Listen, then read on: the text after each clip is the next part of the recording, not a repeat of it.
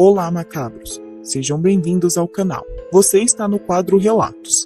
Antes de irmos para a história de hoje, já deixa seu like, veja se está inscrito. Se não for, realize sua inscrição e ative o sininho para acompanhar os próximos vídeos. Roda a vinheta macabra.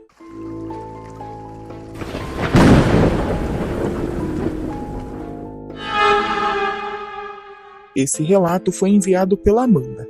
Ela disse que não tem problema em dizer seu nome, e essa história aconteceu com o tio dela, Roberto, no fim dos anos 80, em uma cidade pequena do interior de Minas Gerais. Na época, ele tinha cerca de 29 anos. Já tinha tentado de tudo: mercado, venda de gado, até abrir um bar, mas nada dava certo. Segundo a família, isso foi deixando ele cada vez mais frustrado. Como se ele sentisse que a vida devia alguma coisa para ele. Até que ele começou a mudar. Ele passou a sair à noite sozinho, sem avisar para onde ia, sem falar com ninguém, e sempre voltava tarde demais. Mas teve uma noite que marcou tudo. Era uma sexta-feira, chovia forte, vento batendo nas janelas, trovão. Mesmo assim, ele disse que precisava sair. A mãe tentou o impedir. Disse que não era noite para isso. E ele respondeu seco: "Hoje eu não posso faltar." Ele saiu e só voltou quase amanhecendo.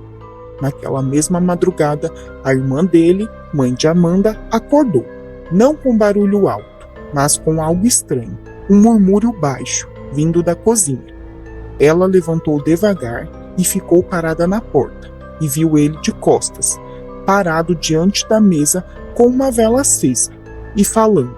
Mas não era uma conversa.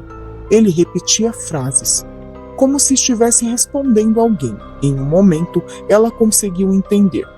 "Eu aceito, mas você prometeu." A voz dele estava arrastada, diferente. E então, ela percebeu uma coisa. A sombra na parede não correspondia ao corpo dele, como se tivesse mais alguém ali. Mas ela não viu ninguém. Voltou para o quarto sentindo muito arrepio e não contou para ninguém naquele dia.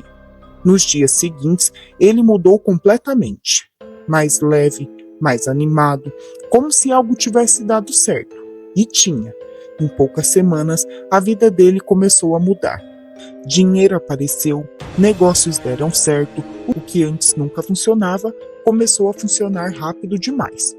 E foi nessa época que surgiu uma coisa estranha. Ele passou a carregar um pequeno saco de pano, sempre fechado, sempre bem amarrado, e nunca deixava ninguém tocar. Se alguém perguntava, ele mudava de assunto na hora. Teve uma vez que a mãe tentou pegar o saco e ele reagiu na hora, mas não foi irritação, foi desespero. Como se aquilo não pudesse, em hipótese nenhuma, sair de perto dele. Com o tempo, começaram outras coisas. Ele parava no meio das conversas e olhava para cantos vazios, como se estivesse ouvindo alguém. Às vezes respondia irritado, mesmo quando ninguém tinha falado nada. Uma vez, a mãe chamou ele para jantar e ele respondeu: "Eu já disse que não precisa repetir." Só que ninguém tinha falado nada antes. Os animais também mudaram. O cachorro da casa, que sempre foi próximo, passou a evitar ele. Ficava olhando e rosnando baixo, como se percebesse algo que os outros não viam. Anos depois, ele chamou a irmã para conversar. Disse que não aguentava mais carregar aquilo sozinho e que precisava falar à noite em particular. Pediu para fechar tudo, porta, janela, e disse antes de começar: "Se eu parar de falar, você não me chama, você sai." Ele não estava brincando. Foi aí que ele contou. Disse que anos antes, numa estrada deserta, encontrou um homem que sabia coisas demais.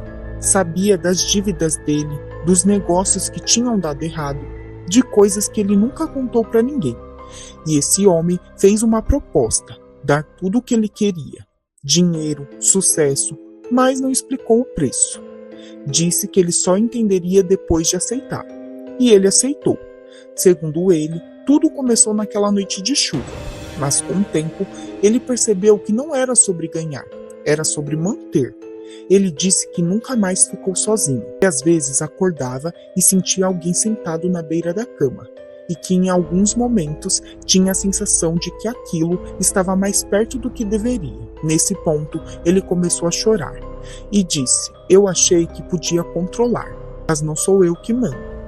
Depois disso, ele nunca mais falou sobre o assunto. Tentou desconversar dizendo que tinha bebido e dito coisas sem sentido, mas tudo piorou. Ele ficou mais agressivo, mais isolado e começou a definhar, sem doença, sem explicação, só perdendo força, como se alguma coisa estivesse sendo tirada dele aos poucos. Nos últimos dias, ele não queria ficar sozinho, mas também não deixava apagar a luz, porque, segundo ele, no escuro fica mais perto.